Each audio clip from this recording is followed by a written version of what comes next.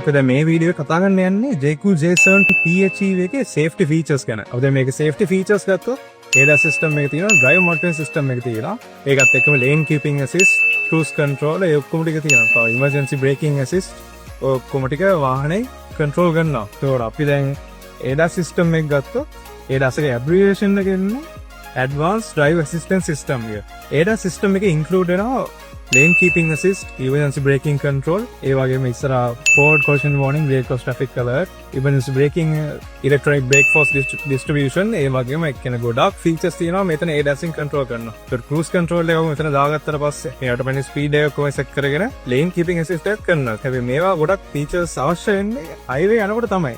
ඒත් එක්කම driver monitoring system එක අපි බැලුවා. driver monitoring system එක කියන මගේ මෙතන ඉස්සරහා පොඩි unit එකක් තියෙනවා. ඒකෙන් මගේ face එක මෙයා monitor කරනවා. ඒතකොට face එකේ මම හිතනවා මම නිතරම screen එක දිහා බලනවා නැත්තම් side mirrors දිහා බලනවා නම් මම distracted වගේ නම් මම ඒකෙන් පොඩි message එකක් දෙනවා. driver distracted, please focus on driving කියලා. ඒ system එකෙන් දැනගත්තම driver distracted line එකට දැනගත්තට පස්සේ එයා පොඩි alert එකක් දෙනවා. sound එකක් දෙනවා. ඒකත් එක්කම steering vibration එකකුත් දෙනවා. එතකොට මෙයා අර driver ගේ attention එක අරගෙන road එකට concentrate කරන්න කියලා තමයි මෙයා කියන්නේ.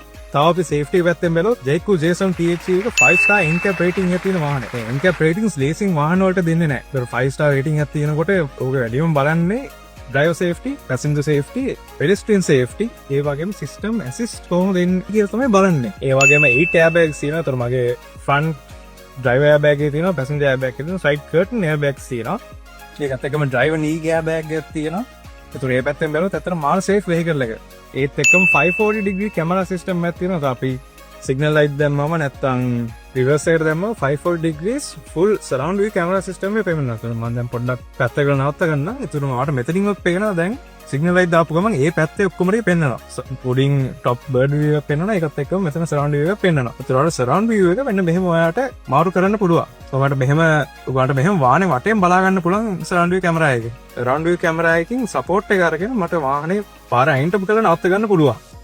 ඒත් එක්කම blind spot detection කියලා එකක් තියෙනවා. එතකොට මට මෙතන side mirror එකෙන් පේනවා පොඩි indication එකක් තියෙනවා. එතකොට මගේ side mirror එකෙන් එළියට පේන්නේ නැති වාහනයක් එළියෙන් ඒ පැත්තෙන් එනවනම් මම පොඩි warning එකක් දෙනවා. වාහනේ පිටුපස්සෙන් එනවා කියලා. blind spot detection එක ඉස්සර driver විතර නෙමෙයි passengerට විතර නෙමෙයි පිටුපස්සේ ඉන්න passengersට blind spot detection එක තියෙනවා. ඒකට හිතන්න පිටුපස්සේ ඉන්න passenger අපි පාරයින් නවත්තලා එළියට බහින්න හදනවා කියලා. ඊට පස්සේ මොකක් හරි වාහනයක් එනවනම් එයා අනිවාර්යෙන් warning එක දෙනවා. warning එකත් එක්කම පොඩි යතන light indication එකකුත් තියෙනවා පිටපස්සේ door handle එක ළඟ. දැන් J7 PHEV එකේ ඒ safety features ඔක්කොම තියෙනවා.